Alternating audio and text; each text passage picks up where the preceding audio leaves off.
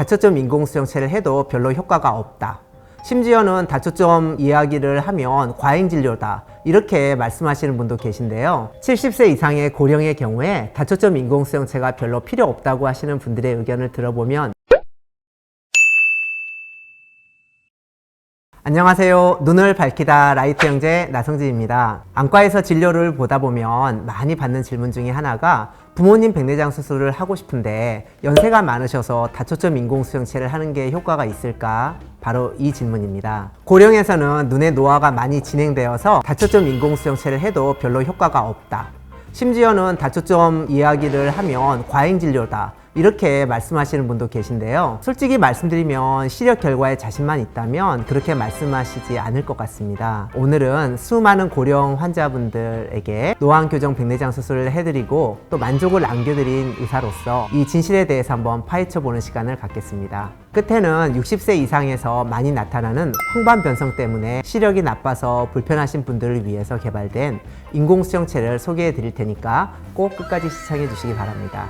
먼저 다초점 인공수정체를 권하지 않는 경우는 크게 두 가지입니다. 첫째로는 각막에 질환이 있거나, 둘째로는 망막 기능에 이상이 있는 경우인데요. 각막이나 망막에 문제가 있으면 다초점 인공수정체를 넣더라도 별다른 효과를 보기가 어려울 수 있습니다. 이 경우에는 일반 단초점으로 수술하는 것이 후에 돋보기를 쓰시더라도 오히려 더 나은 선택이 될 수 있는데요. 각막이나 망막에 특별한 문제가 있는 게 아니라면 고령의 환자분에서도 다초점 효과를 충분히 누리실 수 있습니다. 다만 한 가지 문제가 있습니다.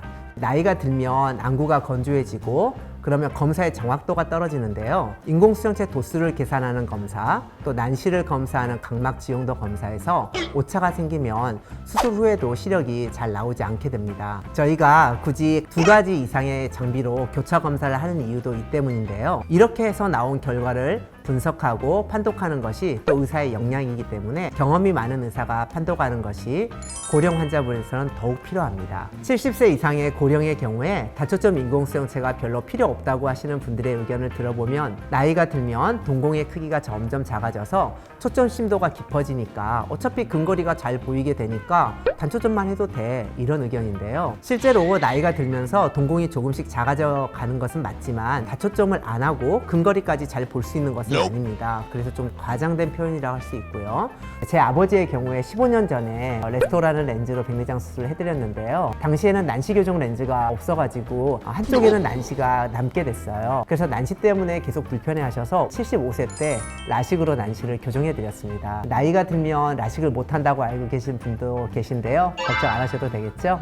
앞서 망막에 문제가 있으면 다초점 인공수정체를 권하지 않는다고 했는데요. 60세 이상에서 가장 흔한 망막 질환인 황반 변성이 있습니다. 이 중심 부인 황반에 노화 등으로 인해서 변성이 생겨서 시력이 떨어지는 질환인데요. 황반 변성이 있는 분들은 다초점 렌즈를 넣어도 효과를 보지 못하기 때문에 일반 단초점 렌즈를 하는 것이 낫지만, 난시가 있다면 난시 교정용 렌즈를 쓰는 것은 추천합니다. 간혹 황반 변성 등의 망막 질환으로 시력이 나쁜 경우에 굳이 비싸게 난시 교정용 렌즈를 쓸 필요가 있을까? 라고 생각하시지만, 시력이 나쁘니까 오히려 난시라도 다 교정을 해서 더 나은 시력을 만들어 드리는 게 맞습니다. 0.3 이하의 저시력에서는 약간의 시력 변화에도 혼자서 식사를 하실 수 있는지, 또 혼자서 화장실을 가실 수 있는지에 영향을 주기 때문에 더욱 시력이 더 중요합니다. 최근에는 황반변성 환자분들을 위해 개발된 이중 초점 렌즈가 나왔는데요. 황반변성 같이 시력이 나쁜 환자에서 웬 다초점 렌즈냐고 생각하실 수 있어요.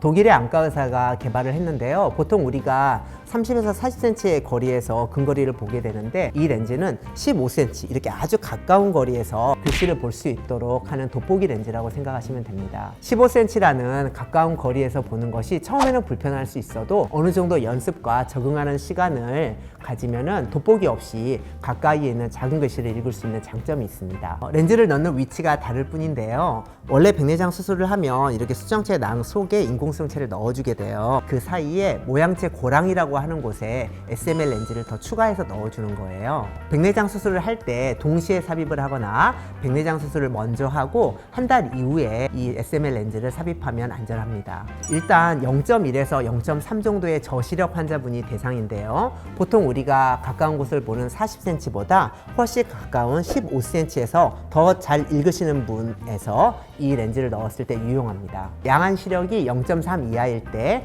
두 눈을 비교해서 좀 더 나은 쪽에 눈에 넣는 게 이 SML 렌즈입니다. 오늘 드리고 싶은 말씀은 꼭 고령이라고 해서 다초점을 못하고 또 효과가 떨어지는 수술은 아니라는 점입니다. 또 한 가지 말씀드리고 싶은 것은 젊은 분들이라 할지라도 다초점 백내장 수술을 한 후에 시력 결과가 안 좋게 나오거나 또 부작용을 겪는 사례들도 종종 있습니다. 재수술 문의를 주시는 분들을 보면 중요한 것이 결국 나이가 아니고요. 검사 결과를 판독하고 수술을 하는 의사의 실력이라는 것을 매번 느낄 수 있습니다. 오늘 말씀드린 내용이 여러분들께서 인공수정체의 선택과 병원 선택에 도움이 되셨으면 좋겠습니다. 이상 라이트 형제 나성진 원장이었습니다. 감사합니다.